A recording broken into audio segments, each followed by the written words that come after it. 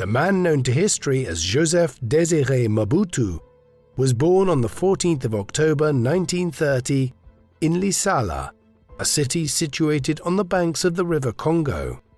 His mother was Marie-Madeleine Yemo and would later be known as Mama Yemo. As a young woman already raising 2 children from a previous relationship, she was asked by her aunt, who was in a childless marriage with a local village chieftain, to join her husband's harem in accordance with a local tradition that gave the man the right to bring in a more fertile replacement. Unlike her barren relative, Yemo gave birth to twins, but when the newborns died after a short while, she suspected her aunt of witchcraft and fled to Lisala. There she met Alberic Gebemane, a cook working for a Belgian judge with whom she fell in love, marrying him 2 months before Mobutu was born. Joseph would later become known as Mobutu Sese Seko Kuku Ngubendu Wazabanga, which translates to the all-powerful warrior who goes from conquest to conquest, leaving fire in his wake.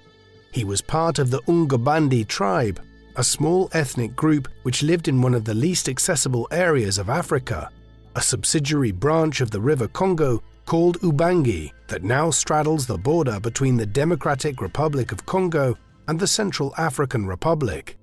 At the time of his birth in pre-independence Congo, the Ungubandi were seen as primitive and backwards by city dwellers, a stereotype that so embarrassed Mobutu he would dedicate much of his energy to changing it. Over the course of his life, Mobutu had 2 wives and several mistresses.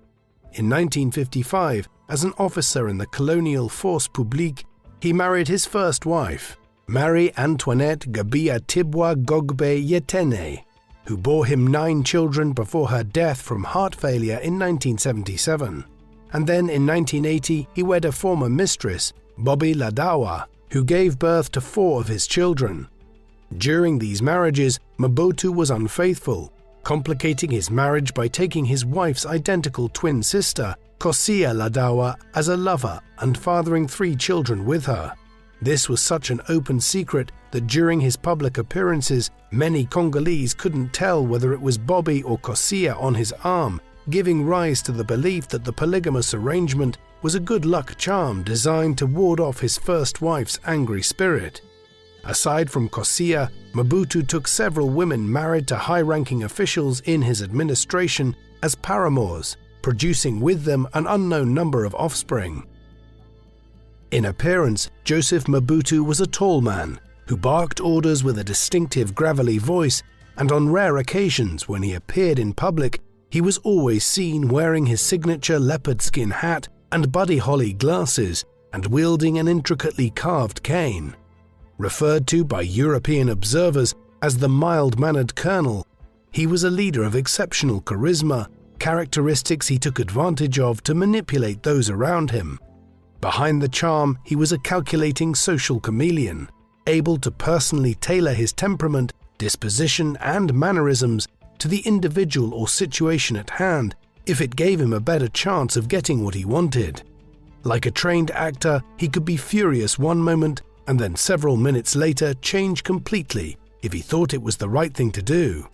Combined with his incredible memory, which enabled him to recall the name, profession, and tribal affiliation of anyone he had ever met, however brief the encounter, Mobutu's magnetism was a force of nature that allowed him unparalleled political power. Tempered with his assertive personality was a sardonic sense of humor that only sharpened as he aged.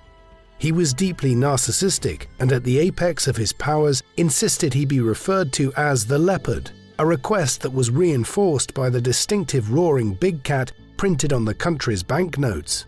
Towards the end of his reign, having driven Congo to ruin, the leopard became known as the dinosaur, in common parlance.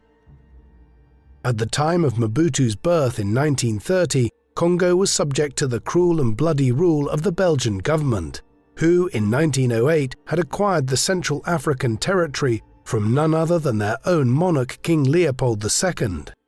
From 1885 until the handover, the entire country had been the private property of the Belgian sovereign, who, from the comfort of his Brussels palaces, presided over one of the most abusive colonial regimes on record.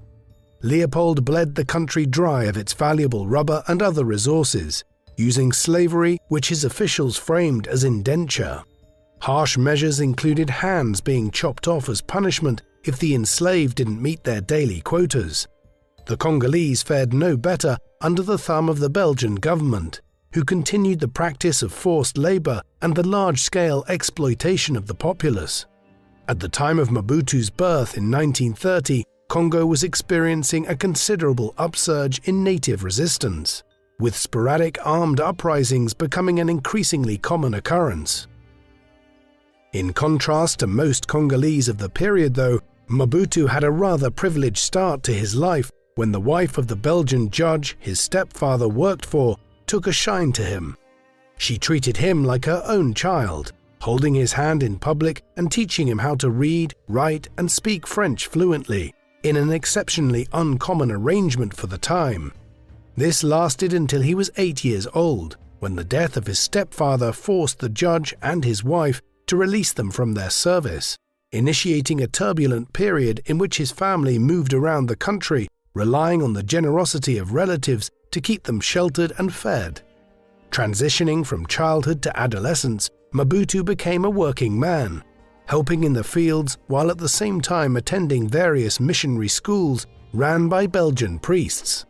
Here Mobutu's Christian faith was nurtured and strengthened, but like most others, his self-proclaimed belief in a single God did not stop him from believing in traditional African polytheism, illustrated by his later dependence on the advice of witch doctors.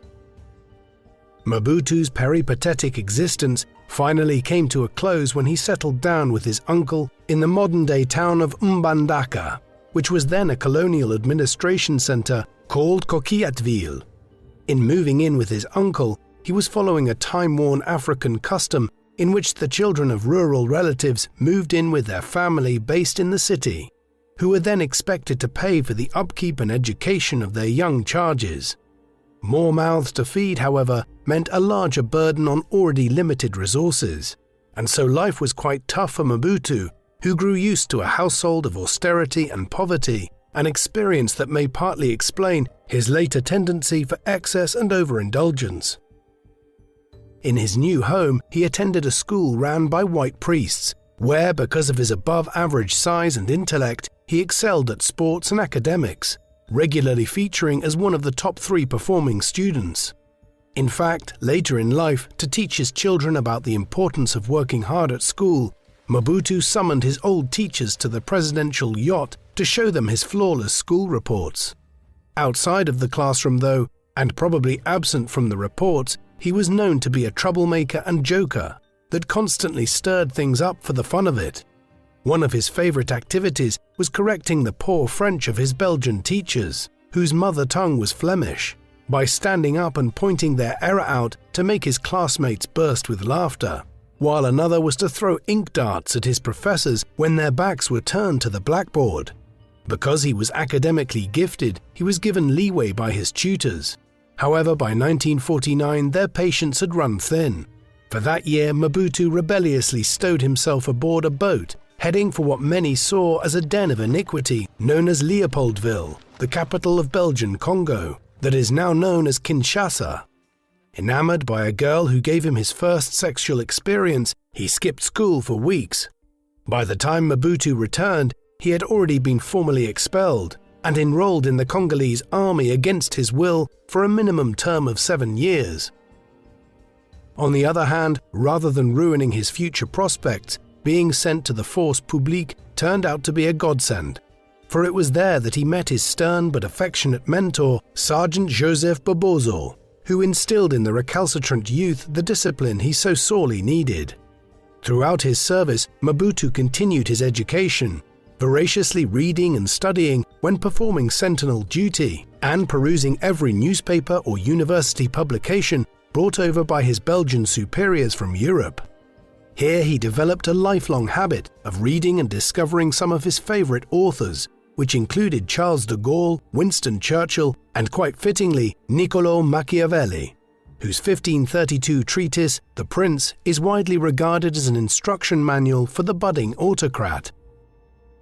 Encouraged by his bibliophilic tendencies, Mobutu switched his focus from accounting to journalism, landing his first job at a new pro-Belgian Congolese magazine, Actualité Africaine, where under a pseudonym, for members of the armed services could not express their political opinions, he began composing pieces discussing contemporary politics.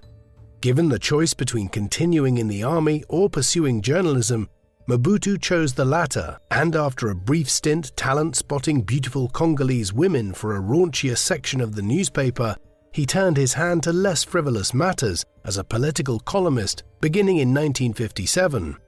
While working for Actualité Africaine, he was hired as an informer for the Belgian intelligence service, and in 1958, on the pretext that he was reporting on the Brussels World Fair, he was sent to Belgium on a very important assignment. He was to befriend Patrice Lumumba.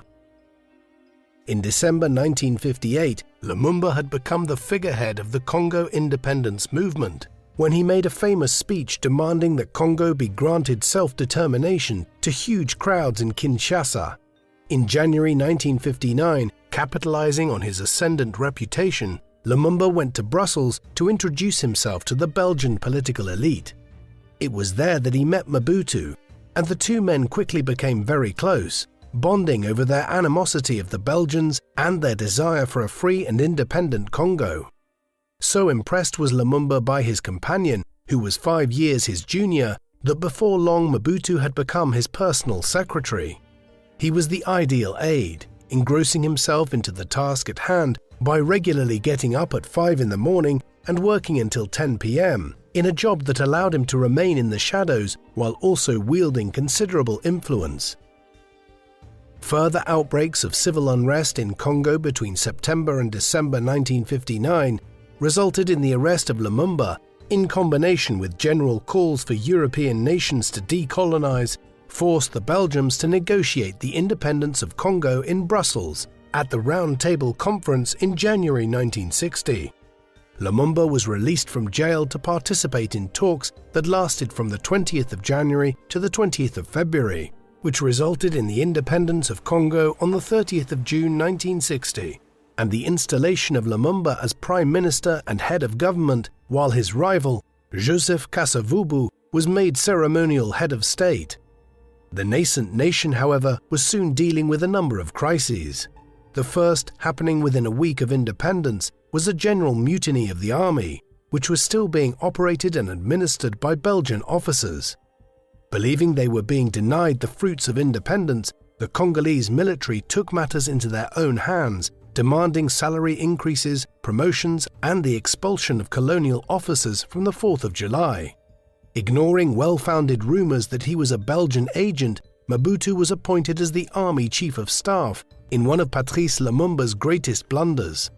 By sheer force of personality and on multiple occasions at the risk of his own life, Mobutu was able to persuade the mutineers to stay in their barracks, often standing up in front of drunk, pugnacious soldiers with a calm and collected voice as they pointed guns at him and threatened to shoot him.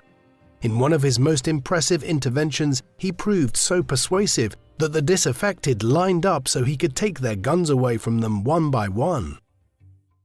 Congo was plunged into deeper turmoil on the 10th of July and the 11th of July, when, in collaboration with Moise Tshombe and his secessionist Konokat party, the Belgians militarily intervened on the grounds that they were ensuring the safety and well-being of European settlers, which proved little more than a pretext for an invasion of the wealthy copper region of Katanga.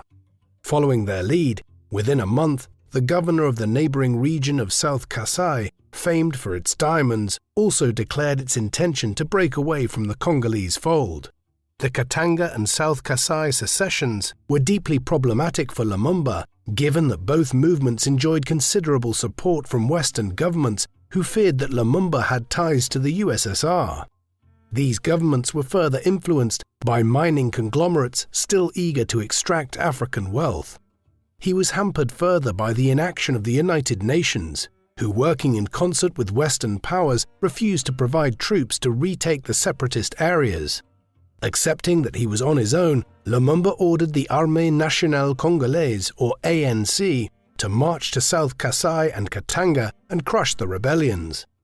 It was to prove another major political mistake, for the embattled Prime Minister's forces completely ravaged South Kasai, committing crimes against humanity that gave Lumumba's internal enemies the excuse they needed to depose him. Responsible for the dishonorable conduct was none other than Mobutu himself, who, as ANC Chief of Staff, had the full operational control of the military campaign in South Kasai.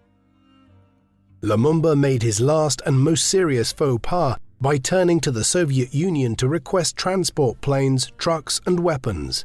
Duly obliging, Soviet Premier Nikita Khrushchev sent a cadre of Soviet technical advisors who were then installed at all levels of the Congolese government, an intervention that not only marked a dangerous escalation of the Cold War in Africa, but now gave Western powers an easy justification for his removal from office. With both his internal and external opponents on the same page, a vast conspiracy involving Belgium, the USA, the UN, and Mobutu was hatched to get rid of Lumumba. The first move to discredit him was made by his ceremonial president, Kasavubu, who, capitalizing on the massacres of unarmed civilians in South Kasai by the ANC, denounced Lumumba along with the United Nations Secretary-General, Dag Hammarskjöld, who likened the extrajudicial killings against the Lumba populace to a genocide. Deeming him unfit for office, on the 5th of September, Kasavubu announced on national radio that Lumumba had been dismissed, but as the Prime Minister still enjoyed a working majority in both houses of Parliament, he was unable to be removed after receiving votes of confidence. In turn, Lumumba dismissed Kasavubu, but Parliament refused to accept this decision also. Emboldened by the instability, Mobutu, who had been quietly observing from the sidelines, was encouraged by his friends to break the deadlock by staging his own coup d'état. On the 14th of September 1960, with the help of the CIA, Mobutu seized power with the ANC, announcing to the country that his intentions were to temporarily neutralize both Lumumba and Kasavubu politically. In reality, this was a coup against Lumumba, who was placed under house arrest, and not Kasavubu, who continued to carry out his official functions. The ousting of the democratically elected Lumumba was given international approval, when at a UN General Assembly, Kasavubu's delegation was recognized as the representative of the Congolese government. Belgian, US, UN and Congolese officials now began considering ways to prevent the fallen Prime Minister returning to power, a process initiated as early as the 10th of September, when the Belgian Foreign Affairs Minister, Pierre Wigny, wrote ominously to his team at Brazzaville that responsible authorities had the duty to render Lumumba harmless. On the 27th of November, the opportunity to render him harmless came when Lumumba, realizing he could only regain the initiative through popular support, escaped from his bondage in an attempt to link up with his followers gathered at Kisangani. Working in conjunction with Mobutu, on December the 1st, US and Belgian intelligence agencies tracked him down to Lodi, located on the left bank of the Sankuru River. There they apprehended him and flew him back to Kinshasa, where, in the presence of Mobutu, he was brutally beaten. He was then transferred to the Armored Brigade camp at Mbanza Ngungu in the Lower Congo, but even behind bars he remained dangerously influential, as by January 1961, legions of his supporters in Kisangani had begun expanding control and authority in the eastern part of the country, fanning fears of a pro-Lumumba counter-coup. With Lumumba now a liability, a decision was jointly made by the Belgians, Americans, Mobutu and other Congolese accomplices to assassinate him in an operation masterminded by the Belgians.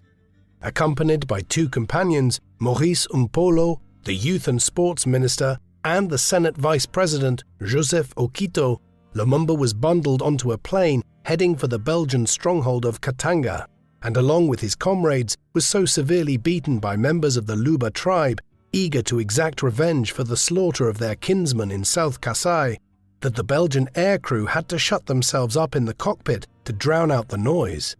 Landing at Luano Airport in Lubumbashi, he was tortured and assaulted for hours by Katanga leaders and Belgian officers, shot by execution squad, and then in the final grisly step, his body was dissolved in acid.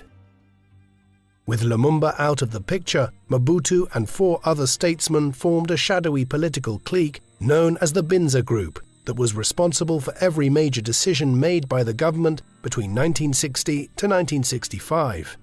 It was comprised of the individuals that had control of the 5 most important departments of government, namely the military, the security police, the foreign ministry, the central bank, and the internal affairs apparatus. These agencies were run by Joseph Mobutu, Victor Ndaka, Justin Bomboko, Albert Ndele, and Damien Kandolo. Together they worked closely with the American, Belgian, and UN officials to impose their will on the succession of weak civilian governments formed after the January 1961 assassination, and to eradicate from the political scene the rest of Patrice Lumumba's supporters. One of their first achievements was quelling the secessionist revolts in South Kasai and Katanga, which were concluded in July 1962 and January 1963 respectively, the latter with the assistance of UN troops. Then, due to continued heavy-handed tactics by government officials, widespread popular discontent led to 2 armed insurrections against the government by the end of 1963 that enveloped the western, northeastern, and eastern portions of the nation. The first uprisings, which centered around the west and northeast, were coordinated by Pierre Mulele, the first prominent Lumumbist to return to Congo after having spent the last 15 months training in revolutionary guerrilla warfare in the People's Republic of China. In the opening stages, Mulele scored a dramatic victory against Mobutu and the Binza Group by successfully seizing a large segment of Kwilu province, during which he was celebrated for killing an army colonel and commander. Legendary among his compatriots, Mulele became so popular among the revolutionary fighters that it was commonly believed he had invented a magic formula that transformed bullets into water. However, unable to expand his territorial gains, the revolution lost its urgency, with Mulele and his commanders making little progress in the Kwilu bush over the next 5 years. In August 1968, having gone to Brazzaville in the Republic of Congo for medical treatment, he was lured back to Kinshasa by the Binza Group on false promises of reconciliation.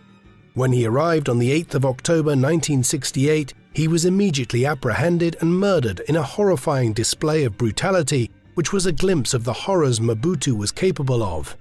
Later on, when he had consolidated his hold on the country, Mobutu became more subtle with his methods, preferring to bribe his enemies into submission.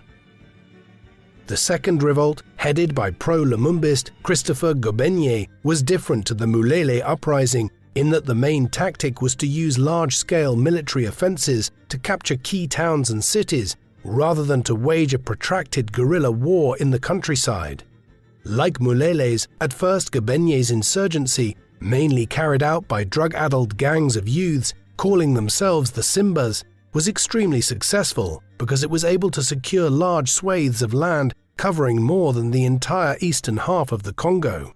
However, disorder soon swept their conquered territories, and the popular mandate was lost as the unruly Simbas massacred large numbers of professionals, intellectuals, and unarmed civilians in drug-fueled rampages. The Simba Revolt, which was largely financed by Eastern Bloc countries and the Soviet Union, was finally put down by an American-funded counterinsurgency, Operation Dragon Rouge. With all pro-Lumumbists neutralized and the situation largely pacified, moderates outside the Binza Group, led by President Kasavubu, then attempted to make a fledgling parliamentary democracy. In 1964, a new constitution was ratified, and during May 1965, the first non-violent national elections were conducted since independence. Although showing promising signs that Congo had the potential of becoming a working democracy, a general consensus arose among Western powers that a chaotic parliamentary system wouldn't adequately defend their own commercial and geopolitical interests well enough. Instead, a strongman readily available was needed to keep everything from falling apart. And so on the 24th of November 1965, with the backing of Western sponsors and the support of a populace fatigued by constant war, Joseph Mobutu took over the central government by promising that within 5 years he would hand governmental control back to civilians. In the words of one biographer, no other president had been presented with a country of such potential yet achieved so little. No other leader had plundered his economy so effectively or lived a high life to such excess. Between 1965 and 1997, Joseph Mobutu presided over one of modern Africa's most corrupt, amoral and venal regimes. The Mouvement Populaire de la Révolution, or MPR, established on the 20th of May 1967, became the primary instrument of ideological control and political stability in Mobutu's Congo. It was the vehicle through which he formalized his lifelong rule in 1970, when he declared himself chairman of the party and head of all the country's political institutions indefinitely. Mobutu maintained his power by crushing political and popular dissent, with an overlapping web of military, paramilitary and security wings, and by keeping potential rivals at bay with sizable bribes. For the latter purpose, he had around 400 very lucrative government positions whose office holders he made sure to regularly rotate to ensure everyone got a share of the spoils. And he endlessly reshuffled his cabinet, resulting in 51 different governments between 1965 to 1990. Ministerial posts were the most sought after, offering incumbents access to the choice of 2 luxury cars that were usually stolen by the end of their stint, over-generous travel allowances that could be blown on expensive goods, and bank loans that didn't have to be repaid. Joseph Mobutu's 32-year reign was marked above all by the gross economic mismanagement of his country, whose vast resources were pilfered and then transferred to the dictator and his inner circle at the expense of his impoverished populace. Driven by base, insatiable greed, Congo was financially devastated in part because Mobutu knew absolutely nothing about economics and found the topic extremely boring, his eyes often glazing over when the subject came up in governmental meetings. He hated it so much that when it was mentioned in conversation, he would change the topic. And when he was given an economic document, he wouldn't even bother looking through it before handing it off to an aide to deal with. Not interested in carefully listening to honest advisors about promising long-term economic plans, Mobutu gradually replaced them with sycophantic yes-men who only offered him quick-fix solutions that hadn't been properly examined and which, when enacted, only wrecked the economy even more. Mobutu ultimately allowed his entourage to do what they liked with the state treasury because he could log the offenders' illicit activities with the intelligence services so that, if necessary, he could later blackmail them. For 32 years, Mobutu presided over a broken state riddled with the most abusive forms of corruption, but he was ultimately able to cling on to the top job for so long because of the support of the USA, Belgium, and other Western benefactors. For the USA, whose main Cold War directive was to combat communist ideology wherever it developed, he was viewed as the strongman that Congo needed to stay together so that it, and indeed the whole of Central Africa, could more effectively fight off the advances of communism. For the Belgians as well as the Americans, maintaining a cooperative relationship with Congo was good press because it reinforced their own credibility as reliable international partners. The product of 5 years of political crisis, Mobutu inherited a nation mired in economic turmoil, in which gross domestic product, commercialized production, and agricultural exports had fallen off a cliff. His biggest obstacle was dealing with the results of an unfair treaty with Belgium, who on the eve of independence had not only dumped much of their external debt onto Congo, but who had stolen many of the assets that rightfully belonged to Congo by forcing them to legally transfer the state investment portfolio over to them. This put Mobutu, who was backed by Belgian patrons, in an awkward position, necessitating a strategy in which he served his puppet master's interests while at the same time adopting an antagonistic public stance against them. To challenge Belgian economic hegemony, Mobutu passed the 1966 Bakajika Law, which decreed that the state rightfully owned all land and mineral deposits, following this up in January 1967 with the nationalization of Congo's biggest mining company, UMHK, which was rechristened Gécamine.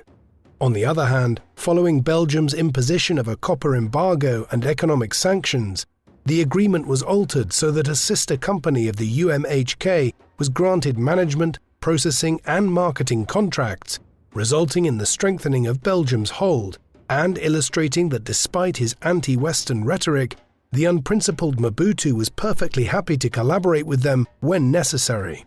Between 1968 and 1972, the only period of economic growth in his entire reign, stimulated by political stability and a hike in international copper demand as a result of the Vietnam War, it was mainly the Congolese gentry who reaped the rewards. Over this period, the Mobutu administration mainly invested in mining and manufacturing, while allocating disproportionately smaller funds to the sectors that would help normal Congolese the most, namely agriculture, transportation, health and education. The economic upturn coincided with Mobutu's first major national project, which took the form of an authenticity campaign designed to reunify the nation after the divisive 1960s. Launched in 1971, Congo was renamed Zaire, a word that derived from the Kikongo word for the Congo River, in line with Mobutu's vision of a modern and united Congo that would be built around a framework of ancestral and spiritual values as opposed to the Western materialism model that had been imposed on the country for the majority of its modern history. A new currency, also called Zaire, was introduced. The flag and national anthem were changed, the statues of Belgian monarchs were toppled, Belgian roads, buildings and cities were given African names, and formal greetings such as Madame and Monsieur were substituted with citoyen and citoyenne. The sweeping reforms even applied to the sartorial realm, where the European suit was banned in favor of a high-collared jacket personally designed by the autocrat, and provocative Western clothing such as the miniskirt was replaced with traditional African dresses. He resorted to spectacle to achieve his aims, most notably in 1974 when Kinshasa hosted the Rumble in the Jungle world heavyweight boxing match between George Foreman and Muhammad Ali, an international Black Pride event Mobutu hoped would translate into an uptick in national pride. Alongside the measures, Mobutu made moves to place himself right at the ideological heart of the unifying doctrine of authenticity through a process akin to self-deification. As Zaire germinated, so too did an extravagant personality cult that began referring to him as the guide, the helmsman, father of the nation, and founding president, with some officials even comparing him to the Messiah. Like an omnipotent being, his face was plastered on every newspaper, and at the beginning of the daily television news broadcast, his features would emerge godlike from a nimbus of clouds.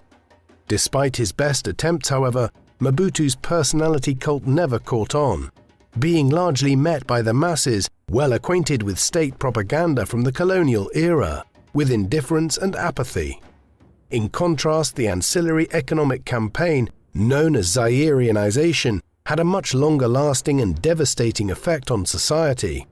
In 1973, Mobutu announced that all foreign-owned farms, plantations and commercial enterprises were to be turned over to the state, with departing businessmen compensated. Setting out no guidelines for division of spoils, a mad scramble for the best assets and properties was set in motion, resulting in the redistribution of thousands of businesses totaling over $1 billion among the Zairian elite, in the most comprehensive nationalization ever seen in Africa. By the end, Mobutu had seized 14 plantations, merging them together in a conglomerate that had over 25,000 employees to make it the third biggest employer in the country. With the stolen revenues, he greatly expanded his property portfolio, buying 9 residences in upmarket districts of Brussels, a $5.2 million villa in France, a $2.3 million estate in Portugal, an enormous apartment in Paris conveniently located next to the furrier who crafted his signature leopard skin hat, and various properties in Cape Town, Madrid, Marrakesh, Abidjan and Dakar. He also built an extravagant palace for himself at his home village of Gadabolite, a presidential villa in almost every town and city, and multiple accommodations in Kinshasa, including a hillside mansion with a private zoo. As for the rest of his henchmen, he made sure that all the ethnic groups he counted on for support received their fair due. Instead of operating their acquired businesses in a sensible manner, the Congolese elite, unfamiliar with how to run an efficient organization and not interested in doing so, squeezed them for every drop of cash. To paraphrase one contemporary, they were giving cattle herds to people who couldn't tell a bull from a cow. Ordinary Congolese citizens could only watch on in horror as businesses closed, prices skyrocketed, stock was emptied and sold, and jobs were doled out on nepotistic lines. Most of the revenue was pocketed by the new owners who spent their proceeds on luxury items, illustrated by the fact that imports of Mercedes-Benz hit an all-time African record just 1 year after Zairianization. The result of this state-sponsored banditry and the funneling off of most of its resources out of the country was that very little was left to spend on important sectors such as infrastructure, health and education, which deteriorated so rapidly that by 1975, living standards began to gradually decline, while thousands of children every year continue to die from preventable and easily curable diseases like malaria, measles, and dysentery.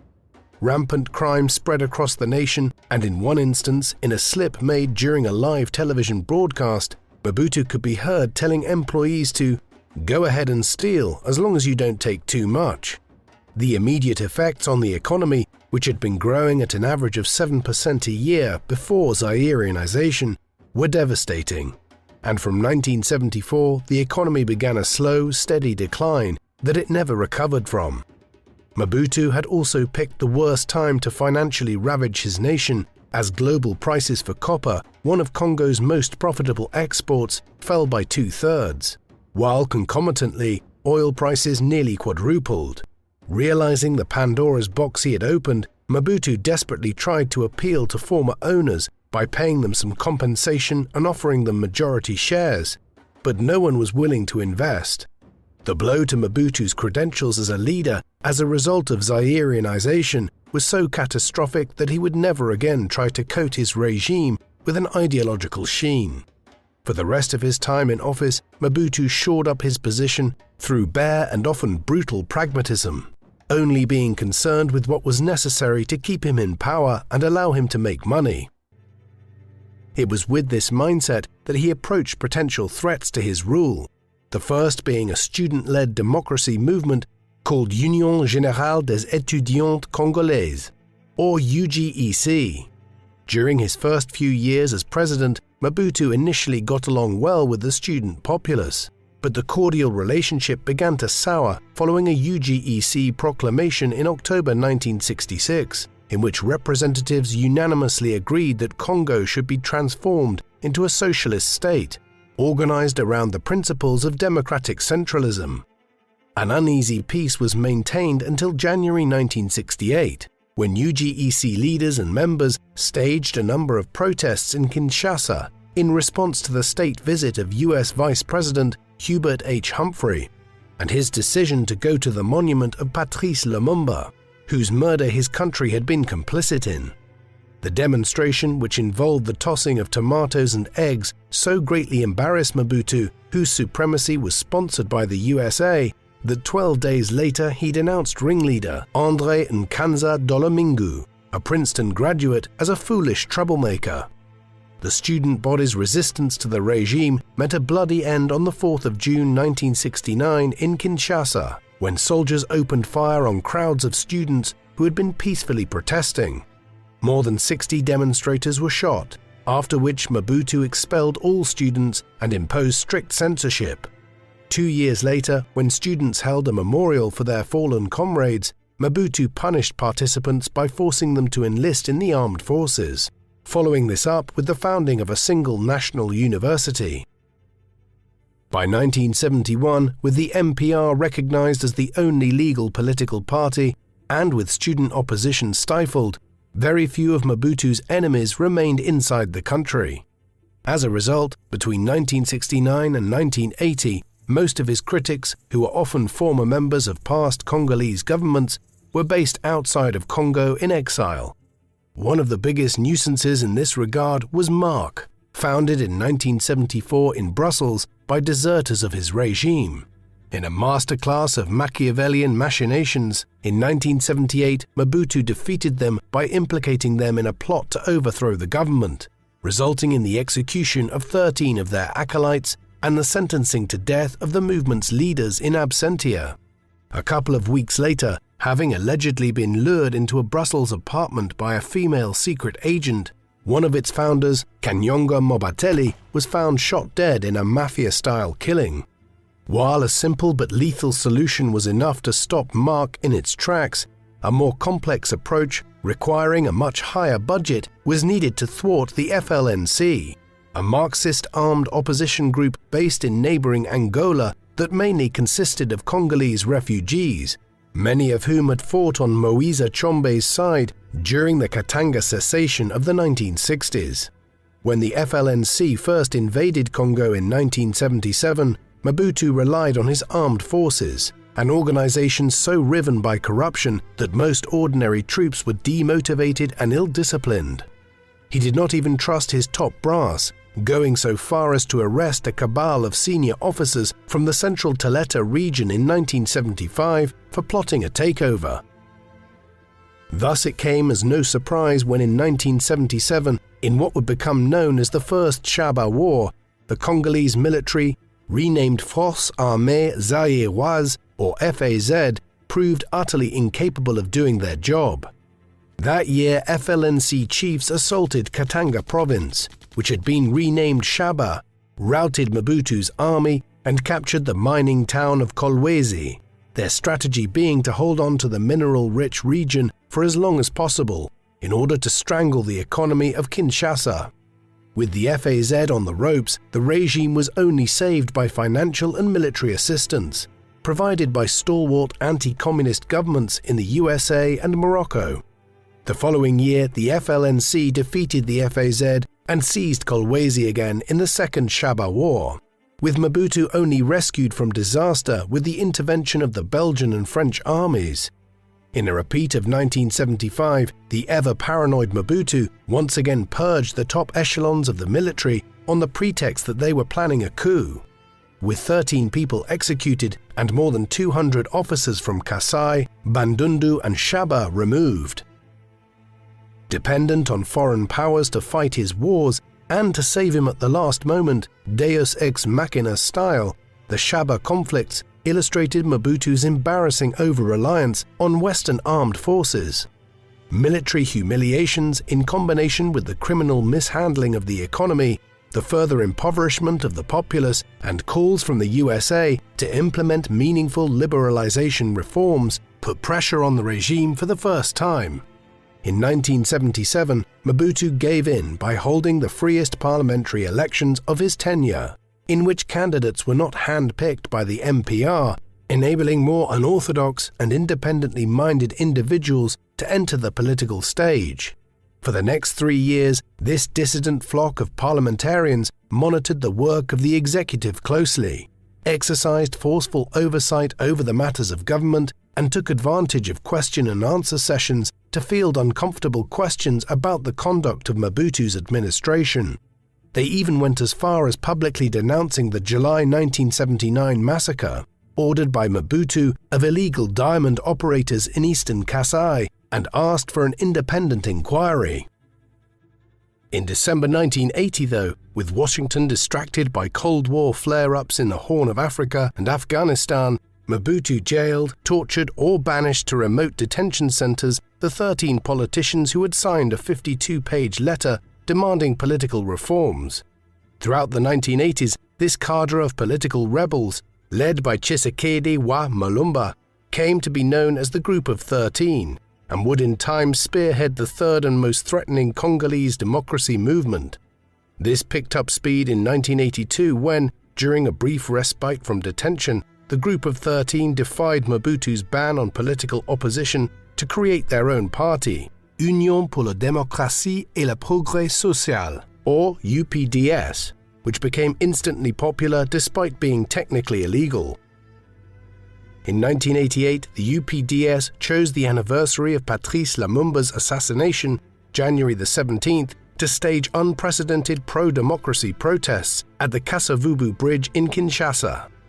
In addition to reinvigorated opposition, the tearing down of the Berlin Wall in 1989, which presaged the collapse of the Soviet Union and the end of the Cold War, worked against Mobutu, who had only been able to hold on to the reins of power for so long because the Americans had kept him in place as an African bulwark against communism. In January 1990, Mobutu relented to internal pressures and to the realities of the changing global geopolitical landscape by announcing the launch of an exercise called Popular Consultations, in which Congolese citizens were permitted to complain about their grievances and issues with the state to a local special commissioner. The mood of the general public became apparent during the question and answer sessions, during which many boldly told Mobutu to his face that he was entirely responsible for the country's woes, showing that the populace no longer feared him. With reluctance, on the 24th of April 1990, Mobutu announced that he was scrapping the one-party state, marking the start of his long and gradual downfall. The most prominent pro-democracy parties to emerge in this period was the Union Sacrée, or Sacred Union, a combination of the 5 leading opposition groups, yet only 2 of the 5, the UPDS of Tshisekedi wa Malumba and the Parti Lumumbiste Unifié, or PDSC, were genuine in their pro-democracy stance, while the other 3, the UFERI, UDI and FNC, were pro-Mobutu parties in disguise. Taking advantage of the massive profusion of new parties, the placement of the loyalist UFERI, UDI and FNC within the Sacred Union was part of a larger strategy involving the setup of fake opposition parties to dilute the support of the real opposition. With 204 parties having been created by July 1991, however, even Mobutu could not turn back the tide. When the Sacred Union successfully pressurized him into holding a sovereign national conference in August, in which all the newly enfranchised factions could come together to iron out their differences. On the 7th of August 1991, the long-awaited Conférence Nationale Souveraine, or CNS, convened for the first time, only to be disrupted in September when unpaid soldiers started looting and pillaging Kinshasa. Taking back the initiative, Mobutu had the CNS abruptly closed on the 9th of January 1992. The sudden end to a congregation that had promised a brighter, more representative future spurred Catholic priests and other religious groups to encourage the nation's Christians to come together on Sunday the 16th of February and demonstrate against the premature conclusion of the CNS.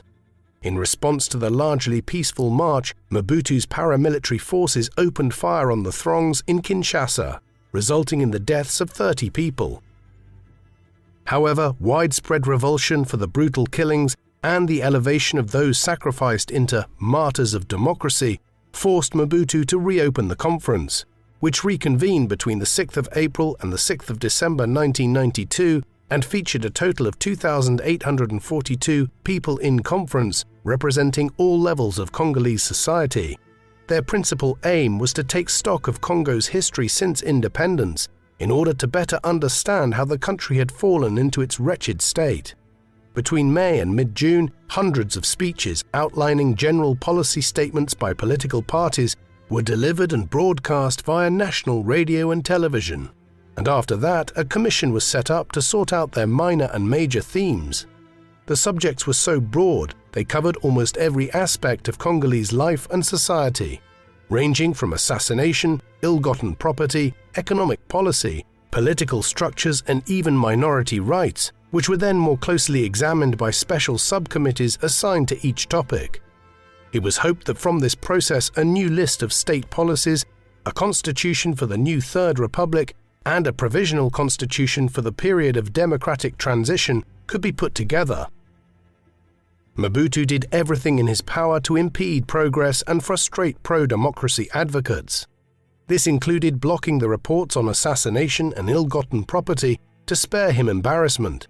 He also interrupted the public reading of the Political Affairs Commission report for the same reason. From these negotiations was patched together an agreement called Le Compromis Politique Global, or Comprehensive Political Compromise, outlining a 2-year plan in which a government and parliament was to be elected by the CNS, while Mobutu stayed on as ceremonial president. On the other hand, Mobutu made sure to make the charter as vague as possible, leaving room for him to exploit various loopholes he would later use to his advantage.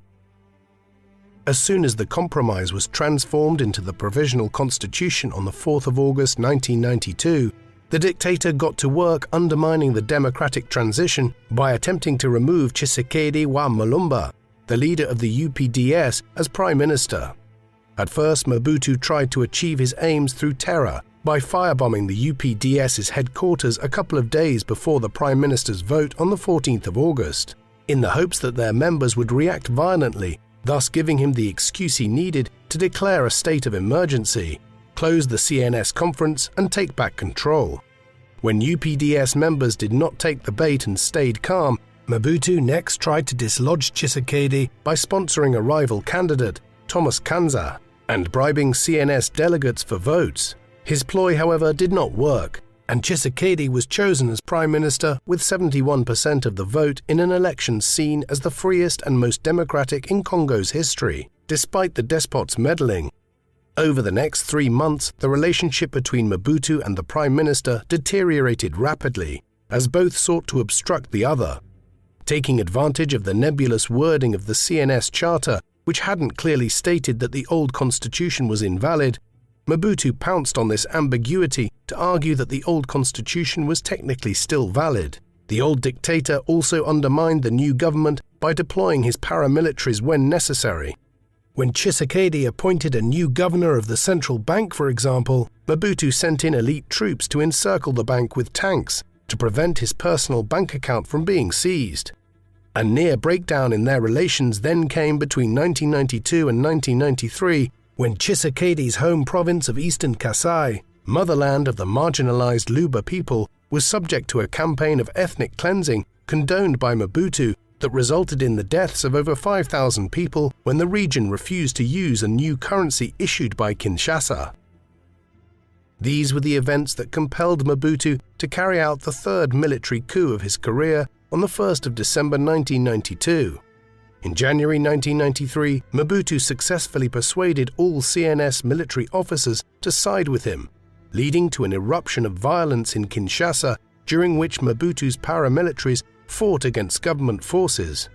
Taking advantage of a clause in the CNS charter which stated that the old parliament was only in recess and hadn't been dissolved, in March 1993, Mobutu recalled his government, creating a situation in which Congo now had 2 separate constitutions and legislatures.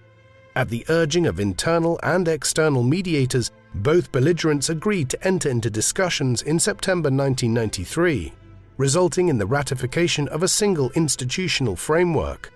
The dual authority structure was removed in January 1994, with the establishment of a single legislature, composed mostly of members of Mobutu's National Assembly, while a single fundamental law was introduced on the 9th of April 1994 with the promulgation of the Constitutional Act of the Transition.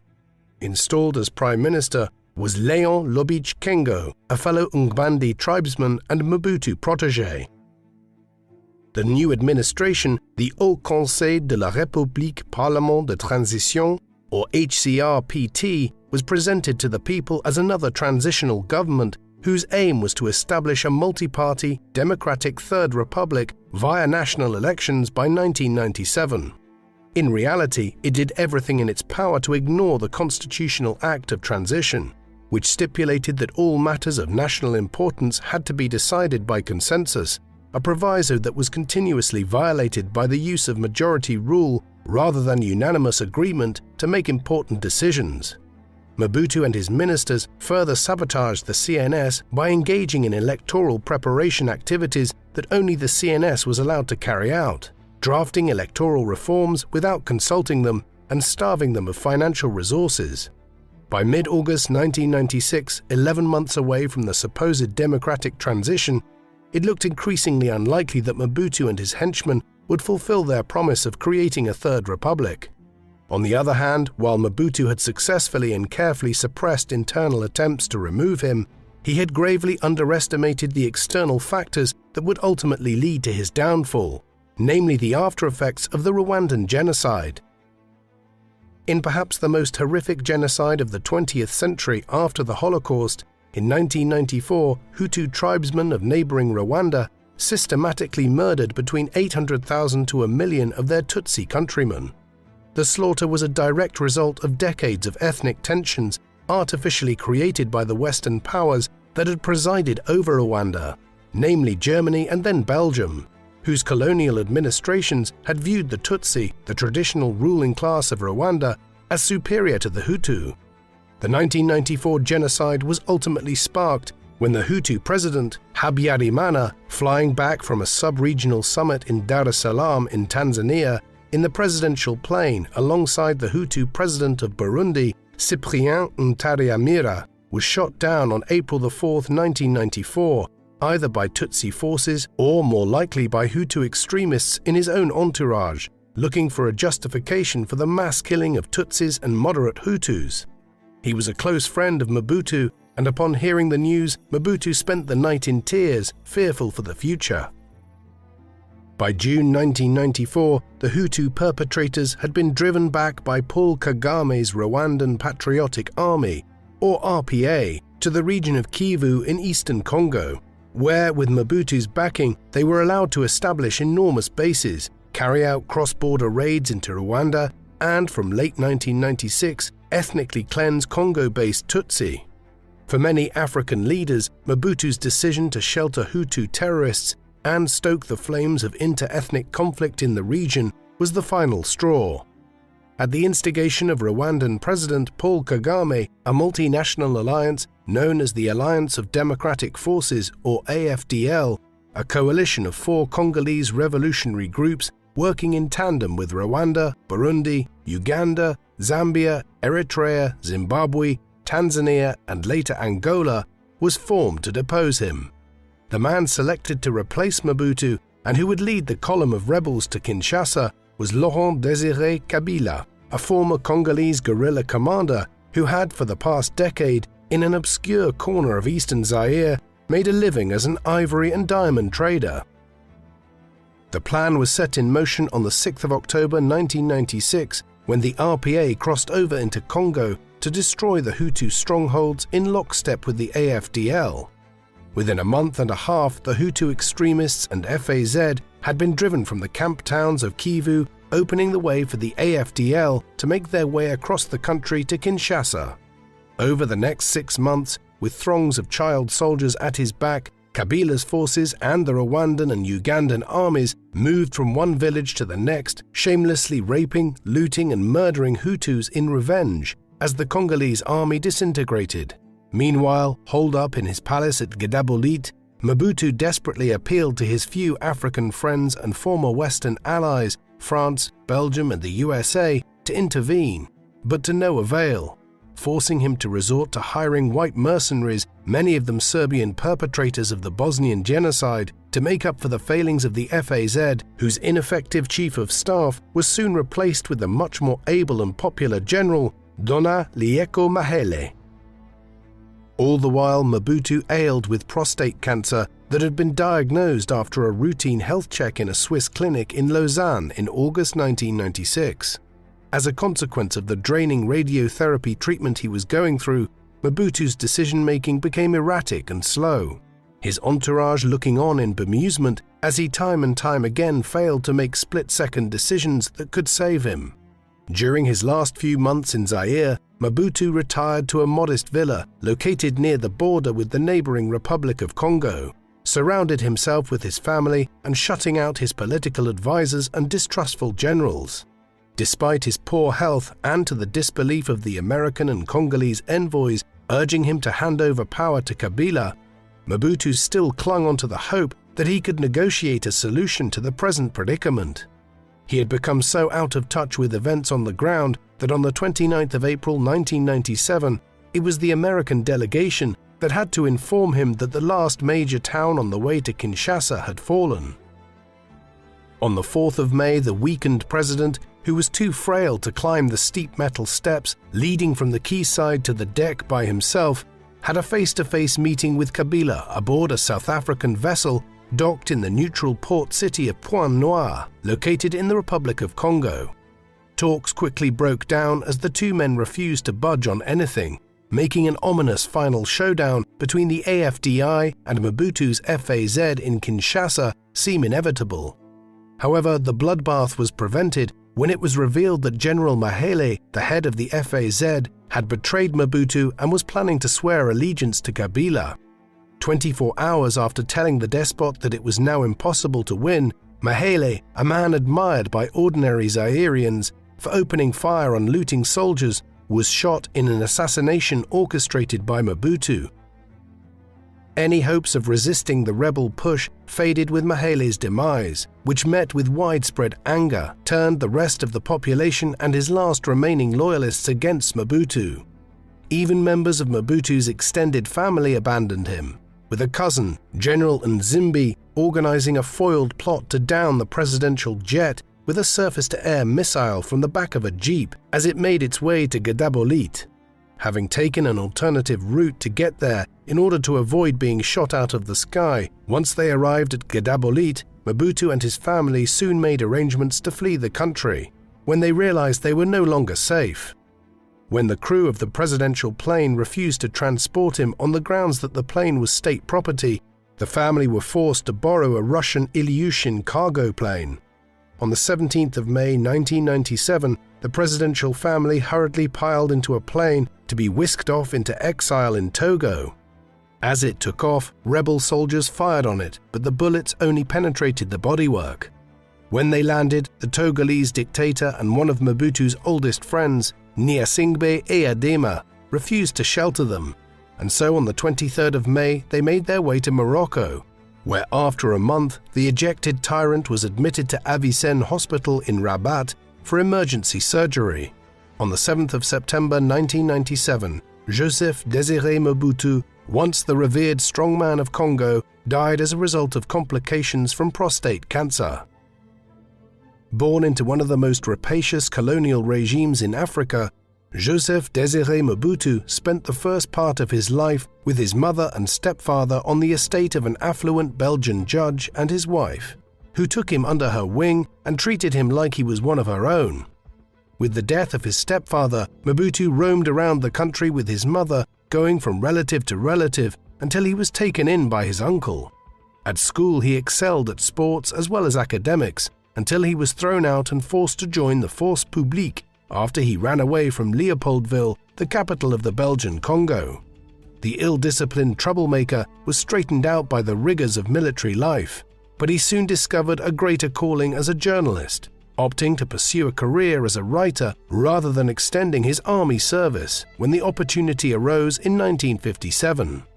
Whilst working for the magazine Actualité Africaine, he was hired as an informer for the Belgian intelligence service, which was on the hunt for allies to serve their interests as calls for an independent Congo grew stronger. Whilst in Brussels, Mobutu befriended the figurehead of the movement, Patrice Lumumba, who appointed him as his personal secretary as discussions with the Belgians were underway. Following independence on the 30th of June 1960, Mobutu was instated as the chief of staff of the Congolese army, in order to quell a nationwide military revolt. On the 14th of September 1960, he launched a coup d'etat, and then afterwards, while working in collaboration with Belgium and the USA, he played a hand in the brutal murder of Lumumba. For the next 5 years, as a senior member of the shadowy political clique, the Binza Group, Mobutu pulled the strings from behind the scenes. Then, with the support of Western benefactors keen to halt the spread of communism, he pulled off a second coup d'etat on the 24th of November 1965. After brutally putting down the pro-Lumumbist Twiela and Simba rebellions by 1968, Mobutu consolidated his power with an iron fist, massacring pro-democracy students the next year and establishing the MPR as the only legal political party in 1970. To reunify the nation after the turbulent 60s, he embarked on his first and most ambitious national project in the form of the Authenticity Campaign, which de-westernized the country and renamed it Zaire. The subsidiary economic campaign, Zairianization, however, was a complete disaster. the country's vast resources being systematically appropriated and plundered by Mobutu and his greedy Zairian elite. By the late 1970s, the Zairian army's embarrassing performance in the Shaba Wars, in combination with irreversible economic decline caused by Zairianization and American pressure, forced him to hold the freest election of his tenure in 1977. However, by 1980, when the international spotlight was off Zaire, Mobutu reaffirmed power by purging all pro-democracy advocates.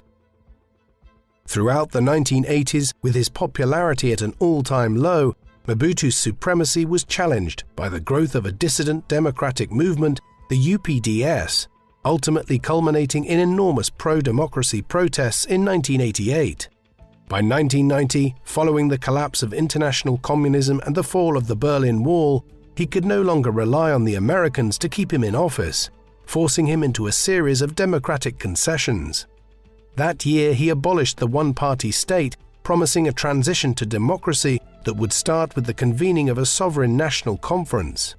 However, Mobutu did everything he could to sabotage the process and the democratically elected government, resulting in his third and final coup d'etat on December 1, 1992.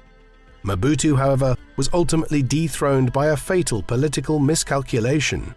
Choosing to shelter and assist perpetrators of the 1994 Rwandan genocide, in 1996 an international alliance of African states and Congolese revolutionary groups, the AFDL, was formed to extirpate Hutu extremists in eastern Congo and to depose Mobutu.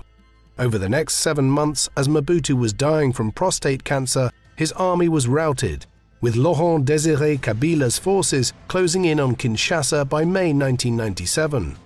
No longer safe in his own country, Mobutu and his family fled to Togo and then to Morocco, where on the 7th of September 1997 he died from his illness. What do you think of Joseph Désiré Mobutu? Do you think he cared for his country at all? Or do you think he was only driven by self-interest? Please let us know in the comment section. And in the meantime, thank you very much for watching.